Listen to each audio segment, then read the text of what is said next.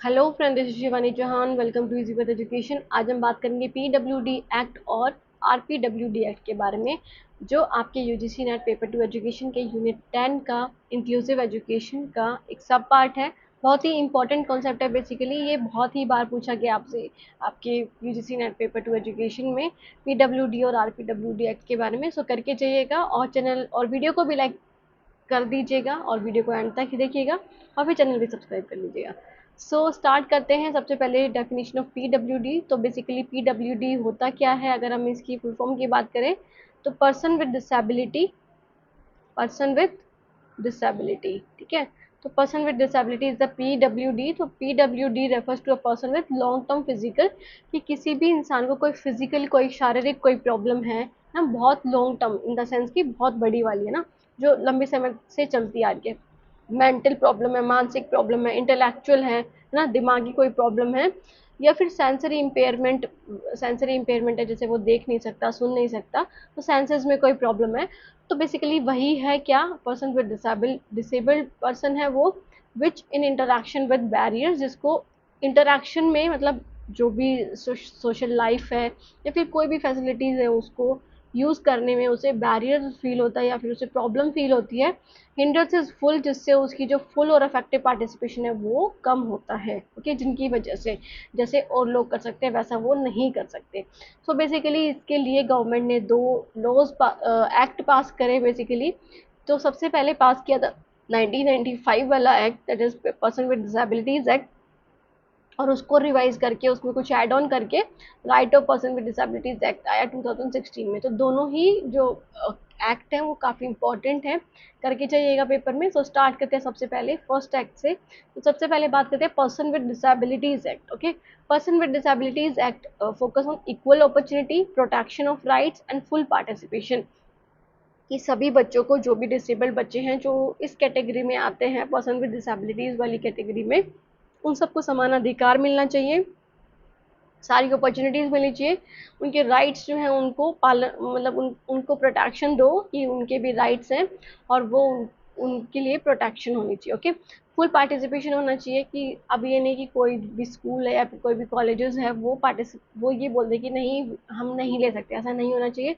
उनके लिए पूरा पार्टिसिपेशन होना चाहिए, उनको एक्टिविटीज़ में भी एंगेज कराएं, उनको स्कूल में भी एंगेज कराएं, एकेडमिक एरियाज़ में भी, नॉन एकेडमिक एरियाज़ में भी, तो बेसिकली हर जगह। तो अगर आप बात करो पीडब्ल्यूडी वाले जो स्टूडेंट्स हैं, that is person with disabled student, इनको CWSN भी कहा जाता है, that is child with special needs, okay, ये भी कहा जाता है। तो बेसिकली दोनों ही सेम ही टर्म है। सो ये जो एक्ट है ये 1996 में एनफोर्स किया गया था, मतलब स्टार्ट किया गया था 7 Feb 1996 में। तो पीडब्ल्यूडी एक्ट का जो मेन फोकस था वो क्या था, वॉज फर्स्ट कॉम्प्रिहेंसिव लेजिस्लेशन था। इट मीन्स कि यहाँ पे लॉज थे, कुछ लॉज बनाए हुए थे, अगर आप उनका पालन नहीं करोगे मतलब आपके लिए मैंडेटरी है ये, ओके। तो जो भी जो 7 कैटेगरीज इनमें बताई गई थी, अगर आप उसमें फॉल करते हो तो कोई भी स्कूल या फिर कोई भी स्टाफ या फिर कहीं पे भी आपको कोई भी दिक्कत नहीं आएगी। एक तरह से लो है ये, कोई भी अगर आपके रूल्स और रेगुलेशन में बाधा डालता है या फिर आपके जो राइट्स है उसमें बाधा डालता है तो आप उसके खिलाफ केस कर सकते हो as a person with disabled, okay. So this aim to ensure equal opportunities, की इक्वल अपॉर्चुनिटीज़ मिलनी चाहिए, प्रोटेक्शन ऑफ राइट्स मिलना चाहिए और full participation of people with disabilities in society. So इनके अकॉर्डिंग पीडब्ल्यूडी एक्ट के अकॉर्डिंग 7 कैटेगरीज में divide किया गया था डिसेबिलिटीज़ को। तो फर्स्ट वन इज़, अगर हम बात करें तो ब्लाइंडनेस, कि आप बिल्कुल ही आपको दिखाई नहीं देता है, ब्लाइंड हो आप बिल्कुल। लो विजन, की आपको बहुत कम दिखाई देता है। बेसिकली अगर आप बात करें तो 40% डिसेबिलिटी होनी चाहिए आपके अंदर, कोई भी अगर आपके अंदर जैसे ब्लाइंडनेस है तो 40% तो होना ही चाहिए वो अंग खराब, जिसकी वजह से आप इस एक्ट के अंदर काउंट हो गए, ओके। सो लो विजन या फिर लेप्रेसी क्योर, या फिर आप बोल सकते हो मेंटल इलनेस। कि लेप्रेसी क्योर क्या होता है, एक तरह से स्किन डिजीज होती है जो एक बैक्टीरिया के फैलने से होती है, दैट इज माइकोबैक्टीरियम, ठीक है। माइकोबैक्टीरियम लैप्रे एक बैक्टीरिया है जिसके फैलने से आपके जो नर्व्स है वहाँ तक वो चली जाती है, अगर उसका जल्द से जल्द या फिर पहले ही इंटरवेंशन ना किया जाए या फिर उसको देखा ना जाए, संभाला ना जाए, ओके। तो ऐसे आपके अंग जो है, स्किन है, वो खराब होने लग जाती है। सो ये फिर है हियरिंग इम्पेयरमेंट, जिसमें आपको सुनाई नहीं देता या फिर आप किसी डिवाइस के ज़रिए सुन पाते हो थोड़ा सा। मेंटल रिटार्डेशन, मतलब आपका जो IQ है वो बहुत कम है, मतलब आप बिलो एवरेज से भी, आईक्यू से भी कम हो, जैसे आपका आईक्यू जो 70 से 75 तक फॉल करता हो, तो आप मेंटल रिटार्डेशन में आओगे। और फिर लोकोमोटिव डिसऑर्डर, जिसमें आपको चलने फिरने में, कोई काम करने में, है ना, जो भी फिजिकल एक्टिविटी है वो करने में आपको प्रॉब्लम होती है। ओके, तो वो लोकोमोटिव। और मेंटल इलनेस की बात करें तो मेंटल इलनेस मतलब आपको स्ट्रेस है, पोस्ट ट्रोमेटिक कंडीशन है आपकी, कि आप बहुत ज़्यादा स्ट्रेस में रहते हो, आप बहुत ज़्यादा प्रॉब्लम्स हैं आपके पास, तो जैसे आपको नींद नहीं आती है, बहुत ज़्यादा सोचते हो, या फिर ऐसे बिहेव करते हो चिड़चिड़ा सा, वो होना चाहिए बेसिकली 40% तक, वो सारी चीज़ें आपके अंदर, है ना, तभी आप इसके कैटेगरी के अंडर में आओगे। सो अगर हम बात करें, हमने जो डिसेबिलिटीज़ के बारे में बात की है 7 टाइप्स की, तो लो विज़न के बारे में बात की, कि जिसमें आपको बहुत कम दिखाई देता है, 40% आपका अंग खराब होता है, वो मतलब आँखें। और ब्लाइंडनेस, जहाँ पे आपको दिखाई ही नहीं देता। लेप्रेसी क्योर, जो आपकी स्किन डिजीजेज होती हैं, लॉन्ग टर्म डिजीज होती है, और आप बोल सकते हो क्रोनिक डिजीज होती है, जो बहुत मुश्किल से ही ठीक होती है अगर उसका इलाज नहीं कराया जाए पहले से। मेंटल इलनेस, जिसमें आपको कोई ना कोई स्ट्रेस होता है, एंग्जाइटी होती है, प्रॉब्लम होती है, पोस्ट ट्रोमैटिक आपके अंदर जो स्ट्रेस है वो आता है। मेंटल रिटार्डेशन मतलब आपका जो आईक्यू है वो बहुत कम है, आप सोच ही नहीं पाते जिनको, ठीक है, तो वो सारी चीज़ें क्या हो गई, वो आ गए मेंटल रिटार्डेशन में। फिर आ जाता है आपका PW, that is hearing impairment, जिसमें आपको सुनाई नहीं देता या फिर किसी भी डिवाइस के अकॉर्डिंग सुनाई देता है। और लोकोमोटिव डिसऑर्डर, जिसके बारे में पढ़ा, जिसमें आपको फिजिकल कोई काम करने में दिक्कत है। इट मीन्स कि आपकी जो पैर हैं वो खराब हैं, या फिर टूटे हुए हैं, या फिर आपका हाथ टूटा हुआ है, तो वो लोकोमोटिव डिसऑर्डर में। सो इनके लिए अब जो पर्सन विद डिसेबिलिटीज हैं उनके लिए क्या क्या प्रोविजंस बनाए गए हैं इस एक्ट के जरिए, ये तो हमने पढ़ ही लिया था। तो इसके ज़रिए क्या-क्या प्रोविज़न्स बनाए गए हैं, तो सबसे पहले prevention and early detection of disabilities, कि क्या करो इसके लिए, आप अगर आपको लगता है कि आपका जो बच्चा है वो कोई उसके अंदर डिसेबिलिटी है या 7 में से कोई, तो उसके लिए सेंटर्स बनाए गए, रिहैबिलिटेशन सेंटर्स, जहाँ पे जिसको बोलेंगे पुनर्वास। ओके, पुनर्वास जिसे बोलेंगे, तो उसमें आप क्या कर सकते हो, अपने बच्चों का इलाज करा सकते हो वहाँ पे। अगर आपको कोई प्रॉब्लम है तो उसका बहुत पहले से ही ध्यान रखा जाता है और उसको सॉल्व आउट करा जाता है। ओके, तो early detection of disabilities, education में कुछ फैसिलिटीज दी, एम्प्लॉयमेंट में दी, नॉन डिस्क्रिमिनेशन होना चाहिए, मतलब कोई डिस्क्रिमिनेशन नहीं होना चाहिए उनके साथ, इक्वल अपॉर्चुनिटीज मिलना चाहिए, जैसा वो कहता है क्या, ये person with disabilities act. Research and man power development में भी उनका काम होना चाहिए। ओके, उसके ऊपर रिसर्च होनी चाहिए, कोई कोई नई डिसेबिलिटीज है तो उसके बारे में पता होना चाहिए। अफर्मेशन एक्शंस होने चाहिए, इट मीन्स कि आपसे कोई हेल्प मांग रहा है तो you have to help them, ठीक है, आपको हेल्प करनी है उनके लिए। अच्छी अच्छी फैसिलिटीज़, उनके लिए पॉजिटिव फैसिलिटीज़ होनी चाहिए स्कूल्स में, या फिर कोई भी पब्लिक एरिया है वहाँ पे सोशल सिक्योरिटी होनी चाहिए, और ग्रीवियंस रिड्रेसल की, जहाँ पे अगर उनको लगता है कि वहाँ पे उनके राइट्स का वायलेशन हो रहा है, तो वो क्या कर सकते हैं, कोर्ट में अपनी जो शिकायत है वो दर्ज करा सकते हैं, FIR करा सकते हैं, या फिर कोर्ट में उसके लिए केस कर सकते हैं। ओके, तो उनकी जो ग्रीवियंसेस है, उनकी जो प्रॉब्लम्स है, उनको भी सुनाई देना चाहिए, उनका उनका भी सुनना चाहिए बेसिकली। सो उसके बाद है एजुकेशन में क्या फैसिलिटीज़ है इनके लिए, तो फ्री एजुकेशन होती है चिल्ड्रन की with disabilities up to 18 years की। 18 साल तक के बच्चे जो डिसेबल्ड हैं, इन 7 कैटेगरीज में आते हैं, उनको फ्री एजुकेशन मिलेगी। ओके, फिर उसके बाद है provision for inclusive education and special schools where necessary, कि जहाँ पे अगर आपको लगता है स्पेशल स्कूल्स में पढ़ाया जाए तो स्पेशल स्कूल में पढ़ाना है, नहीं तो इंक्लूसिव एजुकेशन मिलनी चाहिए, मतलब इक्वल पार्टिसिपेशन होना चाहिए उनका उन नॉर्मल स्कूल्स में। स्कीम्स फॉर असिस्टिव डिवाइसेस, की उनके लिए कुछ स्कीम्स होती है जिसकी मदद से वो, जैसे हियरिंग इम्पेयरमेंट वाले जो बच्चे हैं या फिर कोई भी इंसान है, इंडिविजुअल है, तो उसके लिए डिवाइसेस में कुछ स्कीम्स होती हैं कि फ्री मिलेंगे या फिर बहुत ही कम रेट में आपको मिलेंगे। ट्रांसपोर्ट फैसिलिटीज़ और स्कॉलरशिप भी प्रोवाइड होती है, ताकि आप पढ़ो, ताकि आप आगे बढ़ो और सोसाइटी में कंट्रीब्यूट करो। सो उसके बाद आ जाता है नेक्स्ट वन इज एम्प्लॉयमेंट। तो एम्प्लॉयमेंट में 3% रिजर्वेशन मिलता है गवर्नमेंट जॉब्स के लिए, और 1% मिलता है ब्लाइंडनेस के लिए, लो विजन के लिए, हियरिंग इम्पेयरमेंट और लोकोमोटर डिसेबिलिटीज के लिए। ओके, तो 3% रिजर्वेशन और बाकी के लिए मिलता है। और जो ये रह गई, ये हो गई 4, 1 2 3 4, है ना, इनके लिए आपको 1% जो है रिजर्वेशन मिलता है। Establishment of special employ exchange, की यहाँ पे आपके लिए स्पेशल एम्प्लॉयमेंट एक्सचेंज बनाए गए हैं, जहाँ पे आप अपने जो डॉक्यूमेंट्स हैं वो सबमिट करा सकते हैं ना, आपकी जो भी प्रॉब्लम्स हैं वो देख सकते हैं एम्प्लॉयमेंट के रिगार्डिंग। एक्सेसिबिलिटी, तो बेसिकली सबको हर तरह का एक्सेस मिलना चाहिए, मतलब बैरियर फ्री एक्सेस है, कि अगर आपको सीढ़ियों पे चढ़ना है तो आपके लिए रैंप होंगे, है ना, आपके लिए व्हील चेयर्स होंगी, पब्लिक बिल्डिंग्स में आपके लिए ट्रांसपोर्ट्स में फैसिलिटीज़ होंगी, सर्विसेज भी जैसे टॉयलेट्स में भी आपके लिए फैसिलिटीज़ होंगी, तो बेसिकली हर जगह आपके लिए फैसिलिटीज़ होनी चाहिए। सोशल सिक्योरिटी भी मिलनी चाहिए, जैसे गवर्नमेंट स्कीम्स है, जैसे रिहेबिलिटेशन की, अलाउंसेस की, सपोर्ट सर्विसेज की, ये सारी भी आपको मिलेंगी। नॉन डिस्क्रिमिनेशन मतलब प्रिवेंशन ऑफ डिस्क्रिमिनेशन एजुकेशन की, एजुकेशन में किसी भी तरह का डिस्क्रिमिनेशन नहीं होना चाहिए, एम्प्लॉयमेंट में भी नहीं, और एक्सेस टू पब्लिक सर्विस की हर जगह, पब्लिक सर्विस में भी जो पर्सन विद डिसेबल्ड हैं उनके लिए इंतजाम होना चाहिए। उसके बाद आ जाते हैं हम सब मेजर स्कीम्स फॉर PWDs की, जो पर्सन विद डिसेबल्ड हैं, डिसेबिलिटीज हैं, उनके लिए कुछ स्कीम्स हैं, जैसे सोशल एम्पावरमेंट के लिए एक्सेसिबल इंडिया कैंपेन है, यूनिक डिसेबिलिटी आइडेंटिफिकेशन प्रोजेक्ट है। तो आपको इनके नाम याद रखने हैं क्योंकि आपके जो एग्जाम्स में पूछे जा सकते हैं कि कौन सी स्कीम PWD से रिलेटेड है और कौन सी नहीं है। तो फिजिकल एम्पावरमेंट के लिए assistance to disabled person for purchase fitting of aids assistive devices, that is ADIP. Economic empowerment के लिए national action plan for skill training of person with disabilities और कंसेशनल लोन्स टू एंटरप्रेन्योर्स। फिर है educational empowerment के लिए आपको scholarship for student with disabilities और Deen Dayal disable rehabilitation scheme, जहाँ पे आपको स्कॉलरशिप मिलेगी, फैसिलिटीज मिलेंगी, रिहेबिलिटेशन मिलेगा, आपको पुनर्वास मिलेगा, जहाँ पे आप अपनी बीमारी को सोल्व करा सकते हैं, आप आपकी केयर होगी, आपको गार्जियन मिलेंगे, वो सारी चीज़ें। ओके, ये था किसके बारे में, PWD के बारे में। स्टूडेंट अब हम देखेंगे right of person with disabilities act 2016 में आया था, एक्सटेंशन फॉर्म था जो हमने पढ़ा था अभी PWD एक्ट का। ये 2017 में लागू किया गया था अप्रैल में। इसका ऑब्जेक्टिव था to align Indian laws with the UNCRPD, कि अब जो उनके ऑब्जेक्टिव्स हैं, इंडियन लॉज थे, उसको UNCRPD के, that is United nation convention for right of person with disabilities,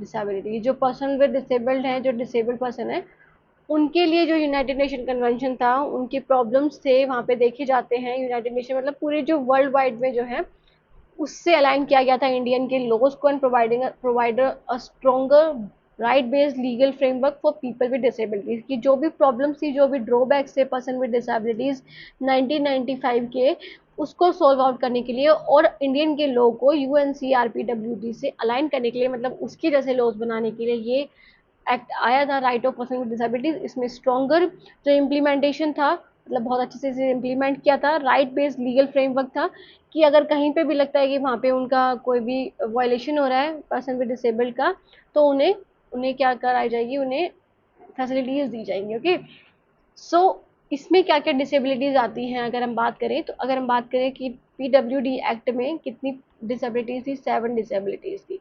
but अगर हम बात करें RPWD एक्ट में, तो RPWD एक्ट में इस डिसेबिलिटीज को 21 डिसेबिलिटीज दे दिया गया। तो ये 21 डिसेबिलिटीज हैं जिसको हम आने वाली वीडियोस में एक एक करके सारी जो डिसेबिलिटीज उसकी बात करेंगे। और अगर हम बात करें कि 40% ही आपको 40% या 40% से ज़्यादा आपका कोई भी जो अंग है, जो भी डिसेबिलिटीज़ है आपका 40% होनी चाहिए, 40% से ज़्यादा। ओके, 40% या 41% से ज़्यादा। ये बेसिकली ये सात जो थी, leprosy, hearing impairment, mental illness, blindness, और आप बात करो लोकोमोटर डिसेबिलिटी और लो विजन, तो ये 6 तो किस में से ली गई थी, जो लास्ट 1995 था। और जो एक रह गया मेंटल रिटार्डेशन, उसको इधर से हटा दिया गया था, और इंटेलेक्चुअल डिसेबिलिटीज को इंक्लूड कर दिया गया था उसकी जगह, है ना। तो बेसिकली 7 थी और बाकी इसमें ऐड कर दी गई थी। ओके, RPWD एक्ट में तो टोटल 21 डिसेबिलिटीज थी। इन सब के बारे में हम आगे आने वाली वीडियोस में बात करेंगे, इनको बिल्कुल डीप में पढ़ेंगे। आप यहाँ से नाम देख सकते हो अगर आपको नाम देखना है। Okay, right of person with disabilities act 2016, इसका क्या था, रिजर्वेशन जॉब्स और एजुकेशन में। तो अब जो रिजर्वेशन था गवर्नमेंट जॉब्स में 4% कर दिया गया, पहले की था 3% था, और 1% तो किसके लिए था, लोकोमोटिव डिसऑर्डर के लिए या फिर डिजीज के लिए, ब्लाइंडनेस के लिए, है ना, लो विजन के लिए, तो वो क्या था, उनके लिए था 1%। ओके, तो 4% कर दिया गया था 3% से, और एजुकेशन में 5% रिजर्वेशन दे दिया गया था, कि 5% रिजर्वेशन होना चाहिए डिसेबल्ड बच्चों का। इंक्लूसिव एजुकेशन को प्रमोट किया गया था, कि मैंडेट कर दिया गया था स्कूल में कि पर्सन विद डिसेबिलिटीज, मतलब चिल्ड्रन विद डिसेबिलिटीज को भी इंक्लूड करना विदाउट एनी डिस्क्रिमिनेशन, और उनके लिए फैसिलिटीज भी हों हर तरह की। ओके, सारी तरह की फैसिलिटीज भी हो। Inclusive and accessible education as a right, कि उनको राइट दे दिया गया था कि आप किसी भी स्कूल में पढ़ सकते हो जो आपको अच्छा लगता है, क्योंकि आपके पास है रिजर्वेशन, आप रिजर्वेशन के तहत कोई भी स्कूल में पढ़ सकते हो। ओके, तो कोई भी स्कूल आपको मना नहीं करेगा, तो आप क्या कर सकते हो, लीगली उसके ऊपर केस कर सकते हो। Okay. So training for teachers and curriculum modification, तो आपने देखा होगा बीएड स्पेशल एजुकेशन का कोर्स होता है, उसमें आपको पढ़ाया ही यही जाता है कि आपको क्या करना है, आपको स्पेशल नीड्स वाले बच्चों को कैसे पढ़ाना है, उनके लिए ये कोर्स लाया गया था कि उनको आप कैसे पढ़ाओगे, तो वही चीज़ें इसमें सिखाई जाती है। तो ट्रेनिंग दी जाती है टाइम टू टाइम टीचर्स को, और करिकुलम मॉडिफिकेशन भी, जहाँ पे आपको लगता है कि यहाँ पे मॉडिफिकेशन हो सकता है, कुछ चेंजेस हो सकते हैं, वो आप कर सकते हो according to this RPWD act. Okay. Accessibility, तो time bound measure for making all public buildings transport and digital content accessible, कि जो भी डिजिटल कंटेंट है, जो आप डिजिटल कंटेंट दे रहे हो, वो सबके लिए एक्सेसिबल होने चाहिए। अगर आप पढ़ा रहे हो ऑनलाइन और बच्चों को सुनाई कम देते हैं, तो आपको उनके लिए डिवाइस लेकर आना है। ओके। आपको उनको डिवाइस दिलवाना है। ट्रांसपोर्ट फैसिलिटीज उनको मिलनी चाहिए, पब्लिक बिल्डिंग्स में उनको पूरी फैसिलिटीज मिलनी चाहिए, मतलब उनको व्हील चेयर मिलनी चाहिए, आप बोल सकते हो, और रैंप मिलना चाहिए उन्हें ना, कि वो इजीली वहाँ पे रैंप पे जाके व्हील चेयर के थ्रू जा सके। Okay. So introduction of universal design principles, की सबके लिए सेम अधिकार होने चाहिए, चाहे वो डिसेबल्ड है, चाहे वो नॉर्मल चाइल्ड है, चाहे वो हाई IQ है, तो सबके लिए नॉर्मल, सबके लिए इक्वल अपॉर्चुनिटीज पे फोकस करेगा क्या, ये person with disabilities act. Okay. फिर आ जाता है, और ये यूनिवर्सली अप्लाई होगा, यूनिवर्सली मतलब इंडिया में ही नहीं, हर जगह, क्योंकि ये अलाइन किया गया था UNCRPD के साथ। ओके। सो उसके बाद आ जाता है गार्जियनशिप एंड लीगल कैपेसिटी। तो गार्जियनशिप मीन्स कि आपको, आपके साथ कोई एक बंदा रखा जाएगा जो आपकी हेल्प करेगा, आपका संरक्षक होगा। ओके। जो आपके बिहाफ पे आपके डिसीजंस लेगा। तो recognise the legal capacity of all person with disabilities, कि अब आपके अंदर लीगल कैपेसिटी है, इन द सेंस कि आप केस कर सकते हो या फिर लीगली अपने अधिकार ले सकते हो जो आपको चाहिए। Allow for limited guardianship decision making with support instead of full guardianship, कि फुल गार्जियनशिप नहीं मिलेगी, कि कोई भी, जैसे आपके माँ बाप की आपके ऊपर पूरी गार्जियनशिप होती है, बट जो, अगर हम बात करें पर्सन विद डिसेबिलिटीज के केस में, तो लिमिटेड गार्जियनशिप है, कि आप उनके बोले हुए फैसले ले सकते हो, खुद से अपनी नहीं चला सकते हो as a guardian. Okay. As a संरक्षक। सो डिसीजन मेकिंग में आप हेल्प कर सकते हो उन्हें सपोर्ट के साथ। सो पेनल्टीज एंड रीड्रेसल, तो इसमें क्या है कि पेनल्टीज वो डिस्क्रिमिनेशन, अगर कहीं लगता है कि उनके साथ डिस्क्रिमिनेशन हो रहा है, भेदभाव हो रहा है, वायलेंस हो रहा है, उनके राइट्स का डिनायल हो रहा है, मतलब नहीं मान रहे उनके राइट्स को, तो वो पेनल्टीज लगेंगे अगर वो केस फाइल कर देंगे। क्रिएशन ऑफ स्पेशल कोर्ट्स बनाए गए, डिसेबिलिटीज राइट कमिश्नर्स बनाए गए, ग्रीवेंस रिड्रेसल ऑफिसर बनाए गए, ताकि उनकी जो प्रॉब्लम्स है उनको सॉल्व आउट करा जाए, उनकी प्रॉब्लम्स को सुना जाए।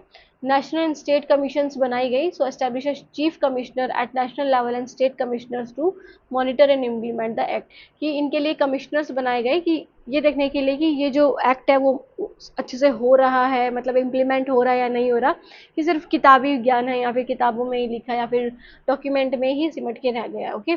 अवेयरनेस एंड सेंसिटाइजेशन प्रोग्राम्स भी कराए जाते हैं। Focus on spreading awareness and eliminating social stigma, की जो सोशल स्टिग्मा बना हुआ है एक तरह से, कि जो डिसेबल्ड पर्सन है वो क्या है, वो लाचार हैं, या वो कुछ नहीं कर सकते, क्योंकि उनको मेडिकल हेल्प की ज़रूरत है, वो नॉर्मल स्कूल में नहीं पढ़ सकते। तो ऐसी जो चीज़ें बनाई हुई हैं सोसाइटी ने, तो उसको रिमूव करने के लिए आप क्या करोगे, अवेयरनेस प्रोग्राम्स लेकर आओगे, अवेयरनेस प्रोग्राम्स के थ्रू बताओगे कि ये भी सोसाइटी का हिस्सा है, उनको कुछ ना कुछ अगर वो प्रॉब्लम है, तो वो, इसका मतलब ये नहीं कि वो कुछ कर नहीं सकते, उसका मतलब ये है कि उनको अलग तरह से करना है, अलग तरह से, है ना। तो ये, सो उसके बाद आ जाता है इनके लिए जो स्पेशल प्रोविजंस अभी हमने पढ़ ही लिए हैं, कि 6 to 18 ईयर्स तक के बच्चों को फ्री एजुकेशन मिलेगी विद 5% रिजर्वेशन, गवर्नमेंट और government aided higher education institutions में। एम्प्लॉयमेंट में 4% का रिजर्वेशन मिलेगा, रिलैक्सेशन भी मिलेगी, एज रिलैक्सेशन भी मिलेगी, और गवर्नमेंट में exam any government establish from the provision. Okay. फिर इंसेंटिव टू प्राइवेट सेक्टर, कि प्राइवेट सेक्टर में भी उन्हें इंसेंटिव मिलेगा, उन्हें हेल्प मिलेगी किसी भी तरह की। सो प्राइवेट सेक्टर में to ensure that at least 5% of their work force constitute PWDs। Okay. कि उनके जो 5% जो वर्कर्स हैं वो PWD वाले ही हों, तो उनको रिजर्वेशन मिल रहा है वहाँ पे भी। हाई सपोर्ट मिलेगी, लीगल सपोर्ट भी मिलेगी, उनके लिए ग्रीवियंसेस रिड्रेसल भी रखे जाएंगे, ताकि उनका कोई भी प्रॉब्लम है, उनके राइट्स है, उनका हनन हो रहा है, या फिर वो उनके राइट्स का वायलेशन हो रहा है, फिर डिनाई कर रहा है, तो वो कोर्ट में जा सके, उनके लिए स्पेशल कोर्ट भी एस्टेब्लिश कराए गए। सो स्टूडेंट, ये थी आज की वीडियो। कोई भी डाउट, कोई भी क्वेरी है तो आप पूछ सकते हैं कमेंट सेक्शन में, और लाइक भी कर देना, कमेंट भी कर देना वीडियो पे, सब्सक्राइब भी कर देना, और फीडबैक भी देना कि कैसी लगी वीडियो, ताकि मैं आगे उसमें कुछ इंप्रूवमेंट करके लाऊँ। ओके। तो thank you so much student for watching the video. मिलते हैं नेक्स्ट वीडियो में, तब तक के लिए take care, bye, have a nice day.